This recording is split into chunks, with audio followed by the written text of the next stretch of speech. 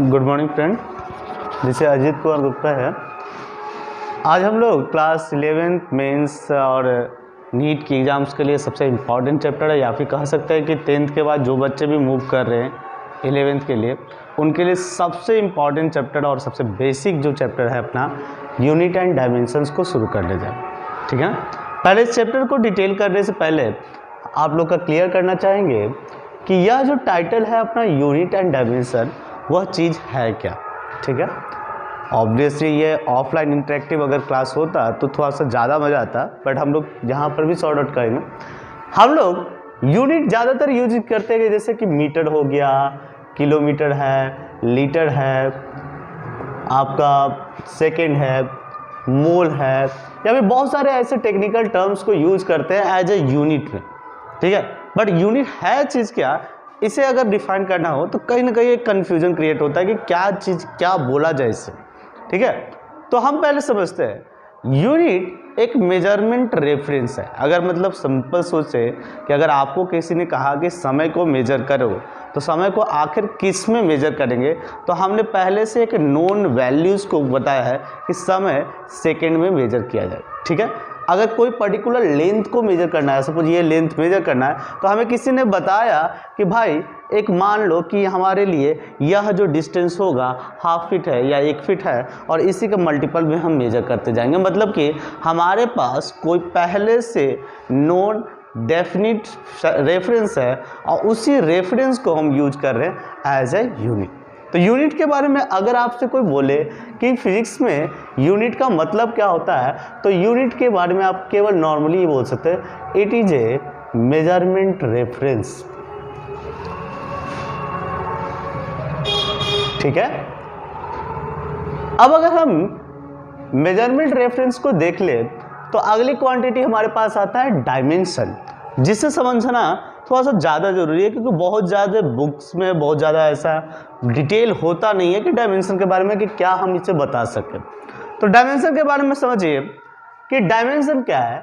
Suppose अगर हम major करने जाते हैं किसी भी ऑब्जेक्ट को, सब्सटेंस को, या फिर मटेरियल को, या फिर किसी भी तरह के चीज़ों को, सपोज अगर हम गए और किसी घर पे गए और वहाँ बैठे और किसी गार्जियन ने कहा कि सर मेरे बच्चे को मेजर कर लो कि देख लो कि क्या ठीक है कि नहीं है, या ऐसा है या कुछ है, तो हम लोग क्या करते हैं कि उसकी फिजिक्स की नॉलेज को चेक करेंगे, केमिस्ट्री की नॉलेज को चेक करेंगे, मैथ्स की नॉलेज को चेक करेंगे, थोड़ा सा इंटरेक्टिव देखेंगे, इंग्लिश कम्युनिकेशन वगैरह क्या है।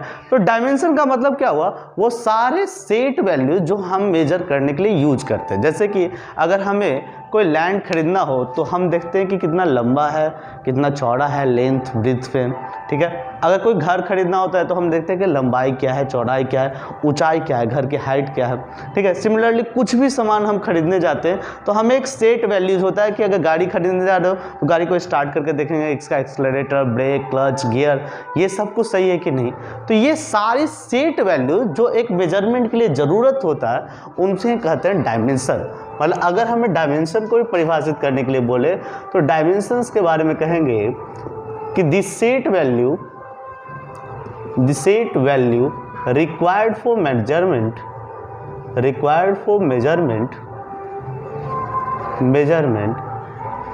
Is known as dimension. ठीक है, तो हम अपनी हेडिंग को क्लियर करते हैं। Unit it is a measurement reference. Measurement एक नोन मेजरमेंट रेफरेंस है जिसके रेस्पेक्ट में या इसकी मदद से हम हर तरह के मेजरमेंट को करने जाएंगे। डायमेंशन द सेट वैल्यू, मतलब किन किन चीज़ों को मेजर करने जा रहे हैं उस वैल्यूज को हम लोग बोलते हैं क्या, डायमेंशन। अब अगर मेजरमेंट की बात हो गई तो हम आखिर इस फिजिक्स या साइंस में किसे मेजर करने जा रहे हैं उसे चर्चा कर ले। तो हम लोग फिजिकल क्वांटिटीज को मेजर करने जा रहे हैं। मतलब हमारे पास अब क्या होगा जिसे हम मेजर करेंगे, तो हम अपने सिलेबस या फिर कॉन्सेप्ट में फिजिकल क्वांटिटीज को मेजर करें। ठीक है, बहुत सारी बुक्स हैं फिजिकल क्वांटिटीज की डेफिनेशन लिखी हुई है, द क्वांटिटीज जो आपको रूल्स रेगुलेशन बताएं, या जो मेजरेबल क्वांटिटी होते हैं उन्हें फिजिकल क्वांटिटी कहते हैं। तो हम लोग उसी को क्लियर करते हैं। फिजिकल क्वांटिटी क्या है, तो बहुत सारे टेक्निकल वर्ड्स जो हमारे सामने आते हैं क्लास 5, 6, 7 से हमारे टेक्निकल वर्ड साइंस के आने शुरू हो जाते हैं। जैसे कि कोई फोर्स बोला तो फोर्स एक वर्ड नहीं है, साइंस के स्टूडेंट के लिए एक कॉन्सेप्ट है कि यह मास इनटू एक्सेलरेशन हुआ। ठीक है, किसी ने कहा एक्सेलरेशन, तो एक्सेलरेशन का मतलब हुआ रेट ऑफ वेलोसिटी। ठीक है ना, तो कह सकते हैं कि हमारे पास ये जो वर्ड्स हैं, जो साइंस के वर्ड हैं, ये वर्ड्स एक स्पेशल स्टेटमेंट या फिर साइंस के लॉ को बताते हैं और साथ साथ ये मेजरेबल क्वांटिटी है। समझ लिया जाए, फिजिकल क्वांटिटी को समझने की कोशिश करते हैं। तो फिजिकल क्वांटिटी वैसे ग्रुप ऑफ वर्ड्स या वर्ड्स होंगे जो साइंस के लॉ को बताएंगे और साथ साथ मेजरेबल होंगे। ठीक है ना, तो फिजिकल क्वांटिटी की डेफिनेशन हम आपके लिए पहले से लिख कर रखे हैं। The quantity which can be measured by an instrument, मतलब जो क्वांटिटी आपके इंस्ट्रूमेंट से मेजर किए जा सकते हैं, and by means of which we can describe the law of physics. ठीक है ना, जिसके मदद से हम फिजिक्स के लॉ को एक्सप्रेस करते हैं और वो जो मेजरेबल होता है उस क्वांटिटी को कहते हैं हम फिजिकल क्वांटिटी। ठीक है ना, फिजिकल क्वांटिटीज को जिसे हमें मेजर करना है इस चैप्टर में, वो हमारे पास मेनली 3 तरह के होंगे। एक फंडामेंटल और बेसिक फिजिकल क्वांटिटीज, दूसरे डिराइव्ड क्वांटिटीज, और अगला एक फिजिकल क्वांटिटी होगा सप्लीमेंट्री क्वांटिटी। ठीक है ना, हम लोग एक एक करके टर्म बाय टर्म जानेंगे। फंडामेंटल क्वांटिटीज क्या है तो सुन लिया जाए। एक सेंट्रल एजेंसीज है CGPM, ठीक है ना, जो स्टैंडर्ड मास कैलकुलेशन, वेट कैलकुलेशंस और फिजिक्स के सारे रूल्स रेगुलेशन के बारे में डिस्कस करते। उन्होंने क्या किया कि साइंस में जितने भी फिजिकल क्वांटिटीज हैं उन सारे फिजिकल क्वांटिटीज को स्टडी किया और स्टडी करके वह लास्ट स्मॉलेस्ट क्वांटिटी तक पहुंचे, जिस क्वांटिटी की मदद से बाकी सारे फिजिकल क्वांटिटी को एक्सप्रेस कर सके। ठीक है ना, और उसी वैल्यूज को जिसकी मदद से हम बाकी सारे नॉन फिजिकल क्वांटिटी को एक्सप्रेस कर सकते हैं उसे हम बोलते हैं फंडामेंटल क्वांटिटी। ध्यान रखने वाली बात है कि फंडामेंटल क्वांटिटीज के बारे में कहा जा रहा है कि these are all elementary which covers the entire span of physics. मतलब ये एलिमेंट्री क्वांटिटीज वैसे क्वांटिटी होंगे जो फिजिक्स के लगभग नहीं सारे के सारे स्पैन, मतलब अभी तक जितने भी फिजिक्स के नोन हैं क्वांटिटी, उनको इनकी मदद से एक्सप्रेस किया जा सकता है। ठीक है, साथ ही साथ बोला गया कि ये these any other quantities can be derived from this, जो ऑब्वियसली अभी अभी बताया आपको। साथ साथ कहा जा रहा है कि all the basic quantities are chosen such that they should, हाँ समझ लिया जाए।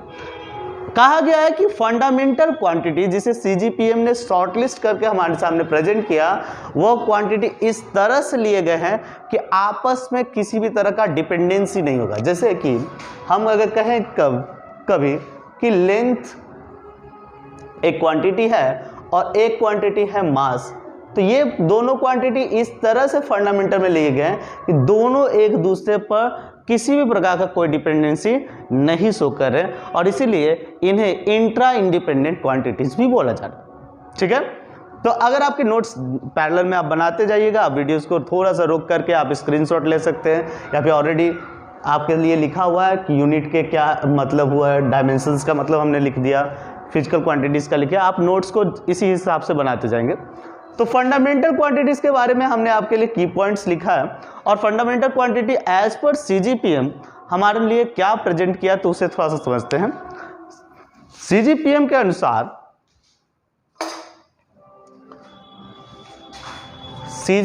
अनुसार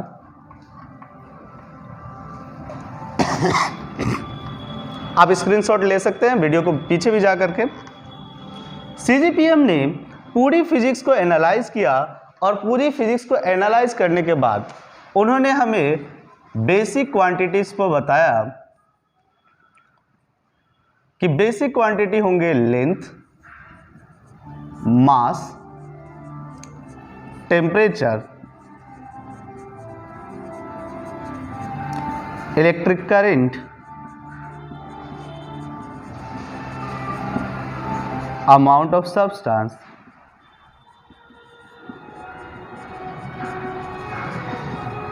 luminous intensity,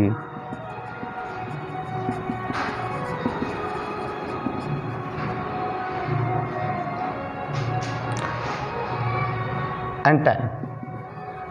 मतलब तो टोटल CGPM ने इन 7 को शॉर्टलिस्ट किया और कहा कि अगर इन 7 को हम बेसिक मान ले तो हम साइंस में या फिजिक्स में अवेलेबल किसी भी दूसरे क्वांटिटीज को इसकी मदद से प्रेजेंट कर सकते। एक लोगों का कंफ्यूजन है कि क्या बेसिक क्वांटिटी केवल ये 7 हो सकते, तो जी नहीं, CGPM ने भले ही रेस्ट्रिक्ट किया हो हमें कि हम इन 7 को बेसिक क्वांटिटी ले, लेकिन अगर आप चाहें तो आप बेसिक क्वांटिटी के रूप में कुछ और क्वांटिटीज को भी लिया जा सकता। अगर आप चाहते तो एरिया को, डेंसिटीज को, टेम्परेचर्स को, इलेक्ट्रिक करंट को, वॉल्यूम्स को, या फिर किसी भी चीज़ों के कोई भी सेट को आप बेसिक क्वांटिटी ले सकते थे। ध्यान रखना होता कि आप आपस में ये इंडिपेंडेंट हो। बेसिक क्वांटिटीज का जो अपना मेन कॉन्सेप्ट है वो ये है कि कम से कम ये क्वांटिटीज जिसे हम एज ए बेसिक लेंगे वो आपस में इंडिपेंडेंट हो। तो ध्यान रहे, हम इसे ये इस तरह से भी समझ सकते हैं कि CGPM ने इस वर्ल्ड के लिए 7 क्वांटिटीज को बेसिक क्वांटिटी बताया, बट दुनिया में दूसरे भी वर्ल्ड हो सकते हैं या फिर दूसरे जगह की साइंस हो सकती है जहां पर किसी दूसरे क्वांटिटीज को बेसिक माना गया हो, क्योंकि यह भी एक रेफरेंस एजम्पशन है और उसके बाद ही हम लोगों ने अपनी क्वांटिटीज को डिराइव किया। ठीक है, तो दुनिया में दूसरे भी क्वांटिटीज के सेट को हम बेसिक मान सकते हैं। शर्त ये रहेगी कि वो क्वांटिटी आपस में इंडिपेंडेंट हो। अगर वो क्वांटिटी आपस में इंडिपेंडेंट नहीं है तो वो बेसिक या फंडामेंटल नहीं हो सकते। अगर वो क्वांटिटी आपस में इंडिपेंडेंट है तो वो क्वांटिटी बेसिक क्वांटिटी के रूप में ट्रीट किए जा सकते। ठीक है, बेसिक क्वांटिटी के बाद अगर बढ़े तो अगली क्वांटिटी है डेराइव्ड क्वांटिटी। डेराइव्ड क्वांटिटी का मतलब हुआ कि क्वांटिटी जो आपके नोट्स के लिए आप स्क्रीनशॉट ले लीजिएगा। ठीक है, डेराइव्ड क्वांटिटी का मतलब हुआ कि क्वांटिटी जो बेसिक क्वांटिटीज की मदद से या फिर किसी दूसरे क्वांटिटी की मदद से प्रेजेंट किए जाते। ठीक है ना, जैसे कि अगर आपको कोई बोले कि वेलोसिटी क्या है तो आप बोलोगे कि velocity that is displacement by time, means rate of change of displacement. तो डिस्प्लेसमेंट और टाइम की मदद से वेलोसिटी को एक्सप्रेस किया जा रहा है, इसलिए वेलोसिटी जो है वह बेसिक या इंडिपेंडेंट क्वांटिटी ना होकर के यह डिपेंडेंट क्वांटिटी है जिसे हम बोल सकते हैं डेराइव्ड क्वांटिटी। ठीक है ना।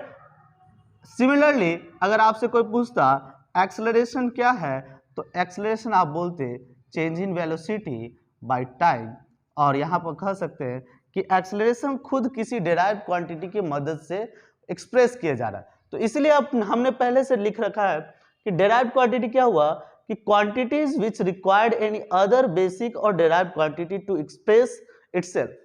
ठीक है ना, क्वांटिटी जो किसी अदर बेसिक क्वांटिटी या डेराइव्ड क्वांटिटी के मदद से एक्सप्रेस किए जाते हैं उसे हम बोलते हैं डेराइव्ड क्वांटिटी। एग्जांपल्स में आप ये इन्हें नोट डाउन कर सकते हैं। अगली हमारे पास जो फिजिकल क्वांटिटी की टाइप है वह है सप्लीमेंट्री क्वांटिटी। अब सप्लीमेंट्री क्वांटिटी क्या है इसे थोड़ा समझे बेसिक फंडा में।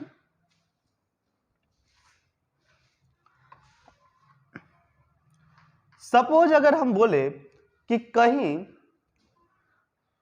ऑब्जेक्ट पर मान लिया जाए कोई एफ फोर्स अप्लाई करना है, तो हमारा पहला बंदा गया और ऑब्जेक्ट पर एफ फोर्स लगा दिया। दूसरे स्टूडेंट को भी बोला कि जाइए और जाकर के एफ फोर्स लगाए, दूसरे ने एफ फोर्स इस तरह से लगाया।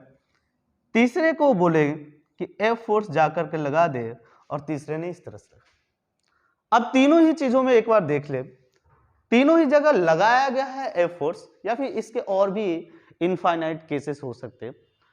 इन तीनों ही सिचुएशन में एक ही अमाउंट का फोर्स एफ लगाया गया है सेम ऑब्जेक्ट पर, बट आप इसे इजीली देख करके बता सकते हो कि क्या तीनों केसों में रिजल्ट सेम होगा, तो आप कहोगे कि नो। वजह क्या, इस केस में इस फोर्स की एप्लीकेशन की डायरेक्शन कुछ और है, यहां कुछ और है, यहां कुछ और है, तो हम कह सकते हैं कि तीनों ही केस में रिजल्ट सेम नहीं मिलेगा, डिफर। इसका मतलब कि हमने क्वांटिटीज को जो अप्लाई किया उसके स्टेटमेंट या सेंस को कंप्लीट समझने के लिए किसी न किसी मिसिंग ऑब्जेक्ट को मिस किया है।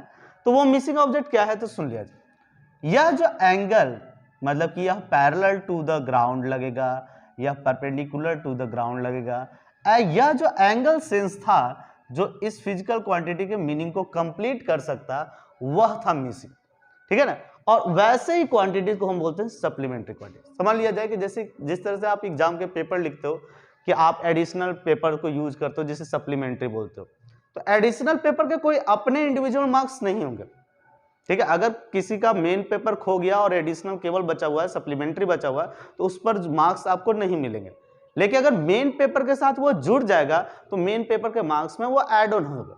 सिमिलरली ऐसा है कि यह जो क्वांटिटी है यह फिजिकल क्वांटिटी है।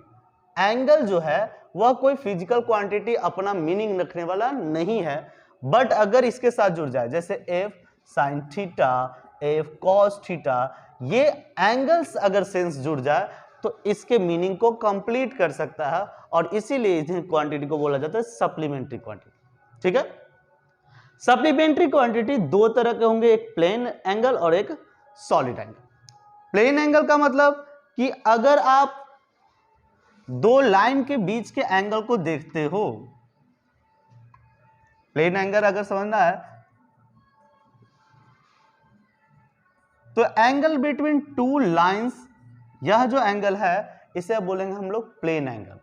और अगर हम सॉलिड एंगल को समझना चाहें तो सॉलिड एंगल एक तरह से आप बोल सकते हो कि सपोज एक फुटबॉल है, फुटबॉल एक 3D डायमेंशनल एक आपने स्फीयर कंसिडर किया, और इस फुटबॉल के सेंटर पर जो एंगल्स आप कट करके निकालोगे, सपोज ये कोन शेप का आपको जो एंगल मिलेगा, इस कोन शेप के एंगल को ही आप बोलते हो क्या, सॉलिड एंगल। यह 2D में ना होकर के 3D में होता है। एज पर सिलेबस हमें 2D के मतलब कि प्लेन एंगल्स के बारे में ही डिटेल करना है और उसी को पढ़ना। आज पहले वीडियो इंट्रोडक्शन वीडियोस के लिए हम लोग इसी को समराइज कर समाप्त करते हैं। कल जब हम लोग दूसरी वीडियोस को देखेंगे तो उसमें हम डायमेंशंस फॉर्मूलाज का यूज या क्या क्या हमारे पास मेजरमेंट सिस्टम है उनके बारे में देखेंगे। आपके और भी सारे फ्रेंड्स जो मिस कर रहे हैं क्लासेस को, ठीक है, आप उन्हें बोल सकते हैं कि धीरे धीरे और एक सिस्टमेटिक तरीके से इस चैनल पर हम लोग पूरी तरह से जेईई मेंस नीट की प्रिपरेशन को देखेंगे, ठीक है। Thank you, have a nice day.